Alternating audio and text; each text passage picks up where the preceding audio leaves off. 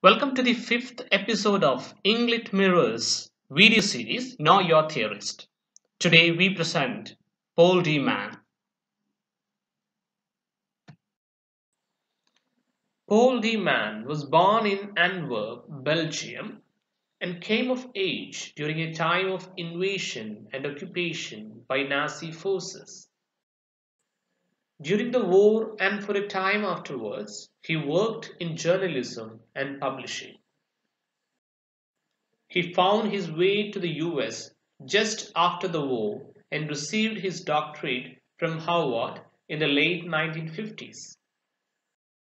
He taught at Cornell University and Johns Hopkins University before taking a position at Yale University in 1970, where he held the position of Sterling Professor of the Humanities at the time of his death.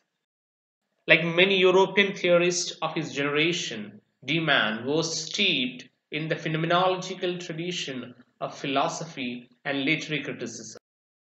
He met Jacques Derrida at a symposium on structuralism at the Johns Hopkins University Humanities Center in 1966.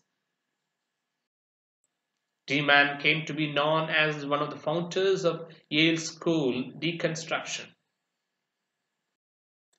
Although de Man's style was quite different from Derrida's, the two shared similar methods and objects of study.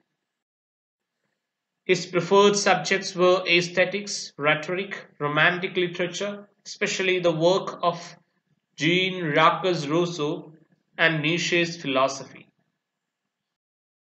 In his first major work, Blindness and Insight, 1971, he argues that criticism, due to a gap between its theoretical assumptions and its practice, is blind to its own insights.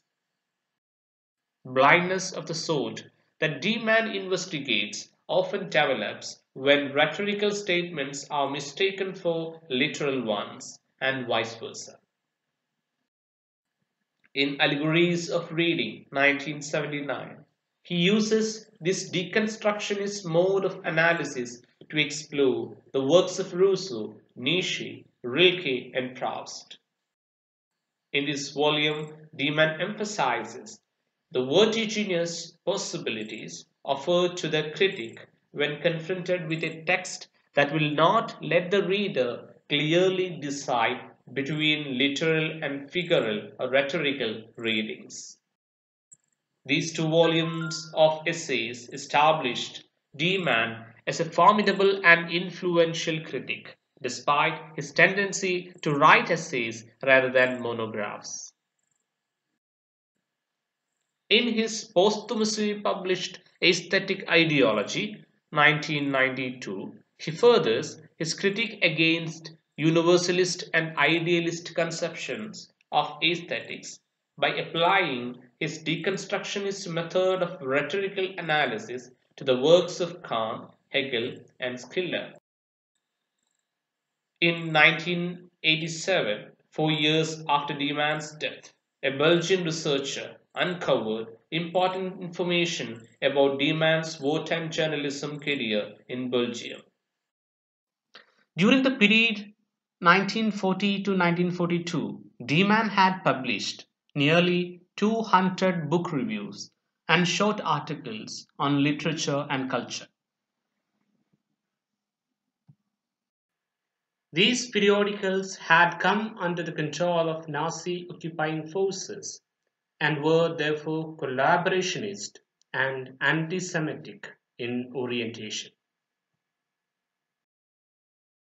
It was damaging enough simply to have written for such periodicals, but in at least one article, de Man takes an anti-Semitic position when he argues that European literature will survive negative Jewish influence. The reaction among critics and scholars was complex and ambivalent, in part because it was difficult to reconcile de Man's taint test passed with his brilliant academic career. Many readers, in and out of the academy, saw this episode as evidence of the nihilism and immorality of deconstruction.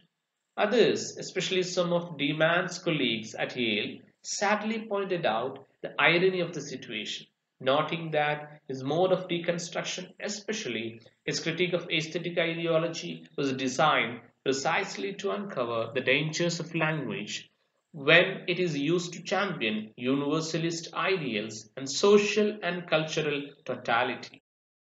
Demann's life, tempered after death with the irony of his own past, exemplifies the very problematic nature of language and experience that his work strove to understand.